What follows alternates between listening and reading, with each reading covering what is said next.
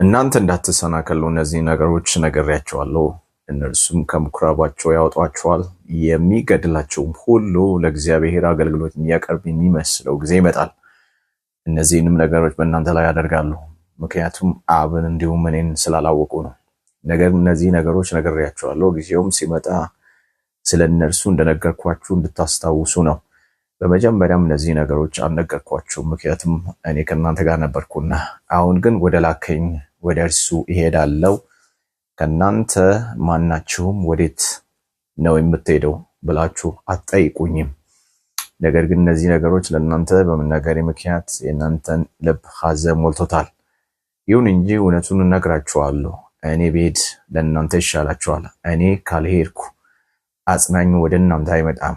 እኔ ከሄድኩ ግን እርሱን ወደ እናንተ እኔ እልክላችኋለሁ። እርሱም ሲመጣ ዓለምን ስለ ኃጢአት፣ ስለ ጽድቅ፣ ስለ ፍርድም ይወቅሳል። ስለ ኃጢአት ምክንያቱም እነርሱ በእኔ ስላላመኑ ነው። ስለ ጽድቅ ምክንያቱም እኔ ወደ አባቴ ስለመሄድ እናንተም ከአሁን በኋላ ስለማታዩ፣ ስለ ፍርድ ምክንያቱም የዚህ ዓለም ገዢ ተፈርዶበታልና ነው። እኔም ለእናንተ የምነግራችሁ ገና ብዙ ነገሮች አሉኝ፣ ነገር ግን እናንተ አሁን ልትሸከሟቸው አትችሉም። ይሁን እንጂ እርሱ የእውነት መንፈስ በመጣ ጊዜ እርሱ ወደ እውነት ሁሉ ይመራችኋል። እሱ ከራሱ አይናገርምና፣ ነገር ግን የሚሰማውን ሁሉ ያንን ይናገራል። እርሱም የሚመጡትን ነገሮች ሁሉ ይነግራችኋል። እርሱ እኔን ያከብረኛል፣ እርሱ ከእኔ ይቀበላልና ለእናንተም ይነግራችኋል። አብ ያሉት ነገሮች ሁሉ የእኔ ናቸው። ስለዚህ እርሱ ከእኔ ይወስዳል፣ እርሱንም ለእናንተ ይነግራችኋል አልኩ። ይህን አሁን ያነበብኩላችሁ የመጽሐፍ ቅዱስ ክፍል ዮሐንስ ወንጌል ምዕራፍ 16 ከቁጥር 1 ጀምሮ ጌታችን ኢየሱስ ክርስቶስ ምድር ላይ በነበረበት ሰዓት ላይ ለደቀ መዛሙርቱ የተናገረው ንግግር ነው። ኢየሱስ ጌታ ነው። ግልጽ ነው። ሰሞኑን በተከታታይ ስለ መንፈስ ቅዱስ ስለ አጽናኛችን ያወራን ነው ያለነውና ቤተክርስቲያን ለመንፈስ ቅዱስ የሚገባውን ትክክለኛውን ለሱ የሚገባውን ስፍራ ለሱ የሚገባውን ቦታ እስካልሰጠች ድረስ ከመንፈስ ቅዱስ ልታገኝ የሚገባውን ጥቅም ልታገኝ የሚገባውን ግልጋሎት ልትቀበል አይቻላትም። ምክንያቱም በትክክል ለመንፈስ ቅዱስ የሚገባውን ስፍራ ስላልሰጠች ማለት ነው። መንፈስ ቅዱስ ለቤተ ክርስቲያን ውስጥ ሁሉም ነገር ነው። አሁን እዚህ ቦታ ላይ ጌታችን ኢየሱስ ክርስቶስ ቅድም እንዳልኳችሁ ለሐዋርያቱ ለደቀ መዛሙርቱ ነው ሲናገር ምንመለከተውና አሁን ግን ወደ ላከኝ ወደ እርሱ እሄዳለሁ ይላል። ተመልከቱ፣ ኢየሱስ መሄጃው ሰዓት በደረሰበት ጊዜ ነው የተናገረው። እንግዲህ ጌታችን ኢየሱስ ክርስቶስ ከድንግል አምላክ ሰው ሆኖ ቃል ስጋ ሆኖ ከድንግል ተወልዶ ምድር ላይ 33 ዓመት ተኩል ቆይቷል፣ ኖሯል ከሰዎች ጋር። ሰው ፍጹም አምላክ ስለሆነ ማለት ነው። ስለዚህ በፍጹም ሰውነቱ ሰዎች እያዩት ከሰዎች ጋር አብሮ የበላ የጠጣ ሰው ጋር የሚደርሰው ነገር ሁሉ የደረሰበት እንደማንም ሰው የተራበ የተጠማ በብዙ ዋጋ መክፈል ውስጥ እንደማንም ፍጹም ሰው እንደሚመላለሰው ከኃጢአት በቀር በሁሉ ነገር እንደኛ ተፈትኗል ይላል መጽሐፍ ቅዱስ ላይ እና ነገር ግን ምድር ላይ የቆይታው ጊዜ በሚያልቅበት ሰዓት ላይ ወደ ላከው ወደ አባቱ የሚሄድበት ሰዓት ላይ ነው ጌታችን ኢየሱስ ክርስቶስ ይህን እየተናገረ የነበረውና አሁን ግን ወደ ላከኝ ወደ እርሱ እሄዳለሁ፣ እናንተ ማናችሁም ወዴት ነው የምትሄደው ብላችሁ አትጠይቁኝም፣ ወይም ልትጠይቁኝ አይቻላችሁም፣ አትችሉም። ነገር ግን እነዚህ ነገሮች ለእናንተ በመናገር ምክንያት ሐዘን በልባችሁ ሞልቷል። ይሁን እንጂ እውነቱን እነግራችኋለሁ። እኔ ብሄድ ለእናንተ ይሻላችኋል። ተመልከቱ፣ ይህን የተናገረው ከሐዋርያቱ አንዱ አይደሉም፣ ሰው አይደለም፣ ሌላ ሰው አይደለም፣ ጌታችን መድኃኒታችን ኢየሱስ ክርስቶስ ነው። ሃሌሉያ። እኔ እንዲሄድ ይሻላችኋል፣ እኔ ብሄድ ይሻላችኋል። እኔም ማልሄድ ካልሆነ እኔም ካልሄድኩኝ አጽናኙ ወደ እናንተ አይመጣም አለ። አጽናኙ ታስታውሳላችሁ። ዮሐንስ ወንጌል ምዕራፍ 14 ከቁጥር 15 ጀምሮ ያለውን ቃል ስንመለከት ብትወዱኝ ቃሌን ጠብቁ፣ እኔ አባቴን እለምናለሁ ለዘላለም ከናንተ ጋር የሚኖር ሌላ አጽናኝ ይሰጣችኋል አለ። ለዘላለም ከናንተ ጋር የሚኖር ሌላ አጽናኝ ይሰጣችኋል አለ አባቴ። የምትወዱኝ ከሆነ ቃሌን ጠብቁ፣ ትእዛዜን ጠብቁ። እኔ አባቴን እለምናለሁ፣ አብን እለምናለሁ ለዘላለም ከናንተ ጋር የሚኖር ለዘላለም። በሳምንት 2 ቀን አይደለም። ይህን በጣም ደጋግሜ የምናገረው ቅዱሳን ይህን ነገር በጣም በማስተዋል መንፈስ ቅዱስ ለዘላለም አማኞች ውስጥ ሊኖር እንደመጣ ሊረዱት ሊያውቁት ኮንሽስ እንዲሆኑ ስለምፈልግ ነው በነገሮች ላይ የምደጋግመው ማለት ነው። ለዘላለም ከእናንተ ጋር የሚኖር ሌላ አጽናኝ። ሁለቱ ነገሮች በጣም ክሪቲካል ናቸው። ለዘላለም ከእናንተ ጋር የሚኖር የሚለው ቃልና ሌላ አጽናኝ የሚለው ቃል በጣም አስፈላጊ ናቸው ወገኖቼ። መንፈስ ቅዱስ ለዘላለም ከኛ ጋር ሊኖር ነው። ነዋሪ ሆኖ ነው የመጣው፣ ሊጎበኝ አይደለም። የሆነ ሰዓት መጥቶ የሆነ ሰዓት ላይ ደግሞ የሚሄድ ናና አረስርሰኝ ና ስንል የሚመጣ ስንረሳው ደግሞ የሚሄድ አይደለም። ስናስታውስ ስንፈልገው የሚገኝ አይደለም። መንፈስ ቅዱስ ለዘላለም በአማኞች ውስጥ በእግዚአብሔር ልጆች ውስጥ በቅዱሳን በተመረጡት ውስጥ ለዘላለም ሊኖር ነው የመጣው። ለዚህ ነው ጌታ ለዘላለም ከናንተ ጋር የሚኖር ሌላ አጽናኝ። ታስታውሳላችሁ ዮሐንስ ወንጌል ምዕራፍ 4 ላይ ከሳማራዊቷ ሴት ጋርም ጌታችን ኢየሱስ ክርስቶስ ሲያወራ ከዚህ ውሃ የሚጠጣ እንደገና ይጠማል፣ እኔ ከምሰጠው ውሃ የሚጠጣ ግን ለዘላለም አይጠማም። እኔ የምሰጠው ውሃ በእርሱ ውስጥ ለዘላለም ሕይወት የሚፈልቅ ምንጭ ይሆናል እንጂ አላት። እኔ ከምሰጠው ውሃ የሚጠጣ ግን ለዘላለም አይጠማም፣ ለዘላለም አይጠማም። ከዚህ ውሃ የሚጠጣ ይጠማል። እኔ ከምሰጠው ውሃ የሚጠጣ ግን ለዘላለም አይጠማም። እኔ የሚሰጠው ውሃ ሰው ከጠጣ በእርሱ ውስጥ ለዘላለም ሕይወት የሚፈልቅ ምንጭ ሆኖ ይቀመጣል አለ። ምንጭ ለዘላለም እንዳይጠማ ይሆናል አለ። እዚህ ቦታ ላይ ስለ ውሃ አይደለም ጌታ የሚያወራው፣ ስለ መንፈስ ቅዱስ ነው። ዮሐንስ ወንጌል 7 ላይ ይናገራል። ማንም የተጠማ ቢኖር ወደ እኔ ይምጣና ይጠጣ፣ መጽሐፍ እንደሚል በእኔ የሚያምን ከሆዱ የሕይወት ውሃ ወንዝ ይፈልቃልና። ይህን የተናገረው በእርሱ የሚያምኑት ስለሚቀበሉት ስለ መንፈስ ተናገረ። ኢየሱስ ገና አልከበረም ነበርና መንፈስ አልወረደም ነበር ይላል እዛው ዮሐንስ ወንጌል 7 ላይ ማለት። ስለዚህ ይህን የተናገረው ውሃ ማንም የተጠማ ቢኖር ወደ እኔ ይምጣና ይጠጣ፣ በእኔ የሚያምን መጽሐፍ ቅዱስ እንደሚናገር ከእሱ ውስጥ ከሆዱ የሕይወት ውሃ ወንዝ ይፈልቃል ብሎ የሚያወራው ስለ መንፈስ ቅዱስ ነው የተናገረው አለ። በእርሱ የሚያምኑ ሰዎች፣ እርሱን የሚቀበሉ ሰዎች፣ ከእግዚአብሔር ዳግመኛ በመወለድ አዲስ ፍጥረት የሚሆኑ የእግዚአብሔር ልጆች ስለሚቀበሉት ስለ መንፈስ ተናገረ። ኢየሱስ ገና አልከበረም። ምክንያቱም በዛ ሰዓት ላይ ኢየሱስ ስላልከበረ መንፈስ ቅዱስ አልወረደም። ስለዚህ ቦታ ላይ ነው የሚናገረው። እሄዳለሁ፣ ወደ ላከኝ እሄዳለሁ፣ ወደ አባቴ እሄዳለሁ፣ ተመልሼ እሄዳለሁ ስላልኳችሁ በልባችሁ ውስጥ ሐዘን ሞልቷል አለ። ነገር ግን እኔ እውነት እነግራችኋለሁ አለ። እኔ ብሄድ ይሻላችኋል፣ እኔ እንድሄድ ይሻላችኋል። ምክንያቱም እኔ ካልሄድኩ አጽናኙ ጳራቅሊጦስ ወደ እናንተ አይመጣም አለ። እኔ ብሄድ ግን እሱን እልክላችኋለሁ። ማንን ሲባል አጽናኙን። ሁለት ነገሮችን በደንብ አስተውሉ ወገኖቼ። መንፈስ ቅዱስ ለዘላለም ባንቺ ውስጥ እንደሚኖር ለዘላለም ባንተ ውስጥ ሊኖር እንደመጣና አጽናኝህ እንደሆነ እነዚህን ሁለት ነገሮች ልብ በሉ። በልባችሁ ጽላት እነዚህ ነገሮች ጻፉ። መንፈስ ቅዱስ በሳምንት 2 ቀን ቸርች ፕሮግራም ስትካፈሉ ወይም ጾም ጸሎት ስትገቡ የሆነ መንፈሳዊ የሆናችሁ ሲመስላችሁ አይደለም እናንተ ጋር የሚመጣው መንፈስ ቅዱስ። ክርስቶስን ተቀብላችሁ በትክክል ዳግመኛ ከእግዚአብሔር ከተወለዳችሁ መንፈስ ቅዱስ እናንተ ጋር ለዘላለም ሊኖር ነው የመጣ። ትልቁ ኪሳራ መንፈስ ቅዱስን አለማወቅ ነው። ለመንፈስ ቅዱስ የሚገባውን ስፍራ ያለመስጠት ነው ወገኖቼ። ቤተክርስቲያን ለዚህ the third person of Trinity የሚገባውን ስፍራ ሰጥታለች ብዬ አላምንም እኔ። ምክንያቱም ቤተክርስቲያን ለመንፈስ ቅዱስ የሚገባውን ስፍራ ብትሰጥ ክርስትና አሁን ካለበት ደረጃ በጣም የላቀ ከፍ ያለ ይሆናል ብዬ ነው ማምነው፣ በግሌ ማለት ነው። በግሌ አስቡ ከስላሴ አንድ የሆነው ራሱ እግዚአብሔር የሆነው ራሱ ፈጣሪ የሆነው በአንድ ጊዜ ሁሉ ቦታ የሚገኘው ሁሉ ነገር ማድረግ የሚችለው ልዕለ ኃያሉ አምላክ በእኔና በእናንተ ውስጥ ሊኖር መጥቷል።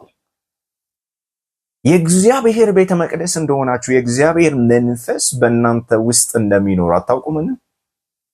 አታውቁምን አለ ጳውሎስ አንደኛ ቆሮንቶስ ምዕራፍ 3 ቁጥር 16 ላይ ወገኖቼ፣ አታውቁምን? እግዚአብሔር ቤተ መቅደስ ናቸው አለ። እግዚአብሔር መንፈስ እንደሚኖርባቸው አለ። መንፈስ ቅዱስ እናንተ ውስጥ ነው የሚኖር አለ። እናንተ የእግዚአብሔር ቤተ መቅደስ ናቸው አለ። አያችሁ፣ በአዲስ ኪዳን የእግዚአብሔር ቤተ መቅደስ ህንፃ አይደለም። ሰው በሰው እጅ የሚሰራ ከእንጨት የሚሰራ ከድንጋይ የሚሰራ ከወርቅ የሚሰራ ከምናምን የሚሰራ እሱ አይደለም። የእግዚአብሔር ቤተ መቅደስ ወገኖች በክርስቶስ ኢየሱስ አምኖ ከእግዚአብሔር ዳግመኛ የተወለደ ሁሉ የእግዚአብሔር ቤተ መቅደስ ነው። ለዚህ ነው የእግዚአብሔር ቤተ መቅደስ እንደሆናችሁ የእግዚአብሔር መንፈስ እንደሚኖርባችሁ አታውቁምን? ኦ ካላማንዲ ያላብራሃስታ እግዚአብሔር ቤተ መቅደስ እንደሆነ የእግዚአብሔር መንፈስ እንደሚኖርባችሁ አታውቁምን? ኦ ሃሌሉያ! እስቲ አስቡ። ለዘላለም ከእናንተ ጋር የሚኖር ሌላ አጽናኝ ይሰጣችኋል። እኔ ብሄድ ይሻላችኋል አለ። እዚህ ቦታ ላይ አሁን ዮሐንስ ወንጌል 16ን እያጠናን ነው ያለ ነው። ሄዳለሁ ስላልኳችሁ በልባችሁ ሐዘን ሞልቷል አለ። ነገር ግን ባታዝኑ ይሻላል አለ። እኔ ብሄድ ይሻላችኋል። እኔ ካልሄድኩ አጽናኙ አይመጣም። እኔ ብሄድ ግን እሱን ልክላችሁ። አያችሁ፣ መንፈስ ቅዱስ የኢየሱስ ተተኪ ነው። ለዚህ ነው እግዚአብሔር ቃል ሌላ አጽናኝ የሚለው ማለት ነው። ሌላ አጽናኝ የሚለውን ቃል የግሪኩ ቃል አሎስ ፓራክሌጦስ ይላል። አሎስ ፓራክሌጦስ ማለት the same kind of another comforter ማለት ነው ወገኖቼ። ሌላ እኔን የሚመስል ከኔ ጋር ተመሳሳይ የሆነ ነገር ግን ሌላ ፐርሰን ማለት ነው። ሌላ ፐርሰን፣ ሌላ ስብዕና ማለት ነው። ሌላ ፐርሰን ይመጣል አለ። እኔን የሚመስል እኔ ማድረግ የሚችለው የሚያደርግ እኔ ጋር ያለው ነገር ሁሉ ያለው እኔ አጠገባችሁ ብኖር ላደርግላችሁ የሚችለውን የምገባውን ነገር ሁሉ ሊያደርግ የሚችል ሌላ ፐርሰን ይመጣል አለ። ያውም ለዘላለም ከእናንተ ጋር የሚኖር ማሊካ ሶፍራዲ ያላቫሃስታ ዓለም አያየውም፣ ዓለም አያውቀውም፣ ሊቀበለውም የማይቻለው የእውነት መንፈስ ነው። ነገር ግን በእናንተ ዘንድ ስለሚሆን በውስጣችሁ ከዚህ ውሃ የሚጠጣ ለዘላለም አይጠማም። እኔ ከምሰጠው ውሃ የሚጠጣ ለዘላለም አይጠማም። እኔ የምሰጠው ውሃ አለ፣ እኔ የምሰጠው ውሃ በእርሱ ውስጥ በሚጠጣ ውስጥ በእኔ በሚያምነው ውስጥ ለዘላለም ሕይወት የሚፈልቅ ምንጭ ነው የሚሆነው አለ። እኔ የምሰጠው ውሃ ማንም የተጠማ ቢኖር ወደዚህ ይምጣና ወደ እኔ ይምጣና ይጠጣም። መጽሐፍ እንደሚል በእኔ የሚያምን ከሆዱ ከአማኝ ሆድ ውስጥ ምን ይፈልቃል? ወንዝ ይፈልቃል። የሕይወት ውሃ ወንዝ ይፈልቃል። ይህን የተናገረው በእርሱ የሚያምኑት ስለሚቀበሉት ስለ መንፈስ ቅዱስ ተናገረ አለ። ኦ ማካታዚ ላቭራሃስቲያ ሃሌሉያ ወገኖቼ፣ ሃሌሉያ። ይሄውን ሲገባ ናና አረስሰኝ፣ ናና እንካኝ፣ ናና ዳስኝ የሚባሉ ነገሮች ይቆማሉ። ምክንያቱም ለዘላለም ነው የተዳሰስኩት። ለዘላለም በእኔ ውስጥ ነው ያለው። እኔ ውስጥ ያለው እና አለለም በውስጤ ነው ያለው። ለዘላለም በቀን 24 ሰዓት፣ በሳምንት 7 ቀን፣ በወር 30 ቀን፣ በአመት 365-66 ቀን በእኔ ውስጥ ሊኖር ነዋሪ ሆኖ ነው የመጣው ከእናንተ ጋር ለዘላለም የሚኖር ሌላ አጽናኝ another comforter። ኦ ሃሌሉያ ወገኖቼ፣ ማለት ቤተክርስቲያን ለመንፈስ ቅዱስ የሚገባውን ስፍራ፣ ክብር፣ ቦታ ልትሰጥ ይገባል። ምክንያቱም ክርስትና ልዩ የሚያደርገው ነው። ዓለም አያየውም አለ። ዓለም ብሎ የሚያወራው እኔ ብዙ ጊዜ እንደምናገረው በክርስቶስ ኢየሱስ ያላመኑ ሰዎችን ነው። ጌታን ያልተቀበሉ ሰዎችን ዓለም ብሎ መጽሐፍ ቅዱስ ያወራል። ፕሮፌሰር ሊሆን ይችላል፣ ሳይንቲስት ሊሆን ይችላል፣ whosoever ማንን ይሁን ክርስቶስን ካልተቀበለ ዓለም ብሎ መጽሐፍ ቅዱስ ያወራል። አየውም አለ፣ አያውቀውም። ሊቀበለው የማይቻለው የእውነት መንፈስ ነው። ነገር ግን እናንተ ታውቁታላችሁ አለ። ተመልከቱ። ለምን ሲባል በእናንተ ውስጥ ነው የሚኖረው። እናንተ የሱ መገኛ ናችሁ። እናንተ የሱ አድራሻ ናችሁ። እናንተ ጋር ነው። ታስታውሳላችሁ ሁለተኛ ቆሮንቶስ ምዕራፍ 6 ላይ ሐዋርያው ቅዱስ ጳውሎስ ምን ይላል? በተለይ ከቁጥር 14 ጀምሮ ያለውን ስትመለከቱ በተለይ ቁጥር 16 ላይ ያለውን ቃል የእግዚአብሔር ቤተ መቅደስ ከጣዖት ጋር ምን መጋጠም አለው? እኛ የሕያው እግዚአብሔር ቤተ መቅደስ ነንና እግዚአብሔር ተናገረ እንዲህ ሲል በእነሱ ውስጥ እኖራለሁ፣ በእነርሱ ሆኜ ደግሞ እመላለሳለሁ፣ በውስጣቸው እኖራለሁ፣ እኖራለሁ። መኖር የሚለውን ቃል ዝም ብላችሁ አስቡ። በእነሱ ውስጥ እኖራለሁ። መቼ ነው የምትኖረው ስትሉት ከተቀበሉኝ ቅጽበት ጀምሮ ለዘላለም በእነሱ ውስጥ እኖራለሁ። ከዛስ በእነሱ ውስጥ መኖር ብቻ አይደለም፣ በእነርሱ ሆኜ ወክ አደርጋለሁ፣ እመላለሳለሁ ይላል። I will live in them, I will abide, dwell in them, and I walk in them ይላል እንግሊዝኛው። በእነርሱ ውስጥ እኖራለሁ፣ በእነርሱ ላይ ሆኜ ደግሞ ወክ አደርጋለሁ፣ እመላለሳለሁ፣ ምድር ላይ እመላለሳለሁ። እነሱ የተገኙበት ቦታ በእነሱ ሆኜ እገኛለሁ እያለ ነው። ዳስ ክርስቲያኒቲ ወገኖቼ። ኦ ሃሌሉያ! እግዚአብሔር አይናችንን ያብራልን። በእውነት ይህን ማየት እንችል፣ መረዳት እንችል፣ መሸከም እንችል ወገኖቼ። ታስታውሳላችሁ እዚህ ቦታ ላይ ልነግራችሁ የምፈልገው ገና ብዙ ነገር አለ። አሁን መሸከም አትችሉም። በጣም ልገልጥላችሁ ልነግራችሁ የምፈልግ በጣም ብዙ መንፈሳዊ የተደበቁ ሚስጥራት እውነቶች አሉ። አሁን ብነግራችሁ መሸከም አትችሉም አለ። ነገር ግን የእውነት መንፈስ በመጣ ጊዜ ወደ እውነት ሁሉ ይመራችኋል፣ ወደ እውነት ሁሉ ይመራችኋል አለ ወገኖቼ። ክርስትና የኮንፊዥን ህይወት አይደለም፣ የግራ መጋባት ህይወት አይደለም። ወደ እውነት ሁሉ የሚመራ ፐርሰናል እኔ ውስጥ ከኔ ጋር ማለት ነው። ዝም ብላችሁ አስቡ። ኦ ሃሌሉያ! እኔ ብሄድ ይሻላችኋል አለ ጌታ። እኔ ካልሄድኩ አጽናኙ ወደ እናንተ አይመጣም። እኔ ብሄድ ግን እሱን እልክላችኋለሁ። እሱ ወደ እናንተ ይመጣል አለ። ወደ እናንተ ይመጣል አለ። ወደ እናንተ ይህን ፐርሰን ዓለም አያየውም አለ። ዓለም አያውቀውም፣ ሊቀበለው አይቻለውም። ግን ወደ እናንተ ይመጣል አለ። እናንተ ውስጥ ነው የሚኖረው አለ። ስለዚህ ወገኖች እንደ ክርስቲያን ራሳችሁን ስትመለከቱ በውስጣችሁ ሳምባዲ እንዳለ ልታዩ ይገባል ወገኖቼ። ብቻችሁን አይደላችሁም። እናንተ ውስጥ ሳምባዲ አለ። the third person of Trinity ከስላሴ አንዱ የሆነው ራሱ እግዚአብሔር የሆነው ፐርሰን በውስጥሽ አለ። ሲስተር በውስጥ ካለ ብራዘር። ኦ ሃሌሉያ! this is the climax of Christianity ወገኖቼ። ከዚህ የሚበልጥ ነገር የለም። አያችሁ፣ መንፈስ ቅዱስ ሁሉ በሁሉ ነው፣ ሁሉን የሚችል አምላክ ነው ወገኖቼ። ጳውሎስ ሮሜ መጽሐፍ ላይ የእግዚአብሔር መንግስት ጽድቅና ሰላም በመንፈስ ቅዱስ የሆነ ደስታ ነው፣ መብል አይደለም፣ መጠጥ አይደለም ማለት አይደለም። ምንድነው ሲባል በመንፈስ ቅዱስ የሆነ ደስታ፣ በመንፈስ ቅዱስ የሆነ ሐሴት፣ በመንፈስ ቅዱስ የሆነ ሰላም ነው፣ እረፍት ነው አለ። የእግዚአብሔር መንግስት ይሄ ነው አለ ሐዋርያው ቅዱስ ጳውሎስ። ወገኖቼ ይህ ሆኖላችኋል። ይህን መልእክት የምሰሙኝ የሆነ የንግግር ችሎታ አይደለም፣ የስብከት ችሎታ አይደለም፣ የሆነ መልእክት እየነገርኳችሁ አይደለም። this is real brothers and sisters። ይሄ እውነት ነው፣ የማይቀየር ዘላለማዊ እውነት ነው። በህይወታችሁ ላይ እግዚአብሔር በልጁ በክርስቶስ ኢየሱስ የፈጸመላችሁ እውነት ነው። ወደፊት የሚሆን ተስፋ አይደለም እየነገርኩ ያለሁት፣ አሁን በእጃችሁ ስላለ እውነት ነው እያወራሁ ያለሁት ወገኖቼ። ማካታ ሊያብራሃስቴ ማኪዞ vradiግላ ሃስታ ለvradi ያለብራሃሽታ። ኦ ሃሌሉያ!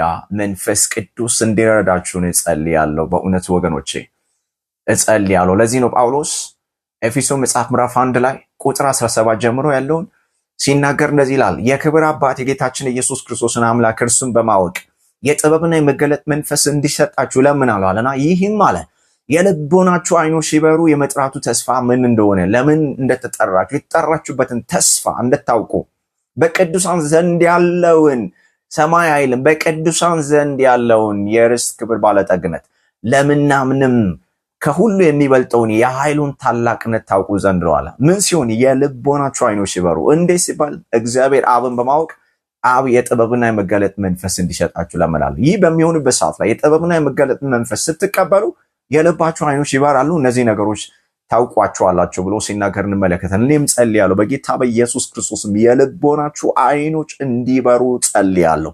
የጥበብን የመገለጥን መንፈስ እግዚአብሔር አብ አባታችን እንዲሰጥ በኢየሱስም እርሱም በማወቅ ከእርሱ ጋር ህብረት በማድረግ እርሱም በትክክል በመረዳት የጥበብና የመገለጥ መንፈስ እንዲሰጣችሁ እኔም በጌታ በኢየሱስም ለመንኩ በጌታ በኢየሱስም። ከዚህ ቀን ጀምሮ ይህን መልእክት የምሰሙ ይህን መልእክት የምታዩ ሰዎች ሁሉ ሁላችሁ በኢየሱስም የጥበብና መገለጥ መንፈስ እንዲያገኛችሁ በጌታ በኢየሱስም ጸለይኩኝ።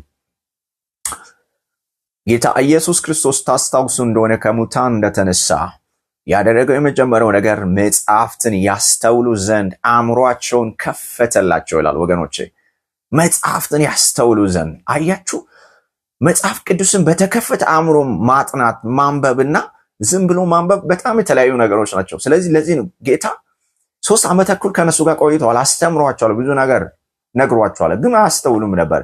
ስለዚህ ምንድነው ያደረገው ሲባል መጽሐፍትን ያስተውሉ ዘንድ አእምሯቸውን ከፈተላቸው። እንዴት ሲባል የጥበብና የመገለጥን መንፈስ እንዲያገኙ ነው ያደረጋቸው። እኔም ዛሬ በኢየሱስም የእግዚአብሔርን ቃል እንድታስተውሉ አእምሯችሁ የተከፈተ እንዲሆን የጥበብና የመገለጥ መንፈስ እንዲያገኛችሁ በኢየሱስም ጸልያለሁ። ዛሬ በአንድ ይህን መልእክት በሚሰማ ሁሉ ላይ እግዚአብሔር ሆይ የጥበብ መንፈስ እንዲመጣ፣ የመገለጥ መንፈስ እንዲመጣ፣ የእውቀት የመረዳት መንፈስ እንዲመጣ፣ ቃሉን በትክክለኛው መንገድ እንዲረዱ በኢየሱስ ስም ጸለይኩኝ። አሁን ከዚህ ጸሎት የተነሳ የጥበብ መንፈስ ያገኛቸው፣ የመገለጥ መንፈስ ያገኛቸው፣ የመረዳት መንፈስ ያገኛቸው፣ የእውቀት መንፈስ ያገኛቸው በጌታ በኢየሱስ ስም ለሚያምን ይሁንለት in Jesus mighty name። በተከታታይ ሼር ማድረጋቸው መልእክቶች እንዲደርሳችሁ ይህን መልእክት ፔጅን ሰብስክራይብ አድርጉ፣ ፎሎ አድርጉ፣ ላይክ አድርጉ፣ ኮመንት አድርጉ። ጸጋና ሰላም ይብዛላችሁ። ሻሎም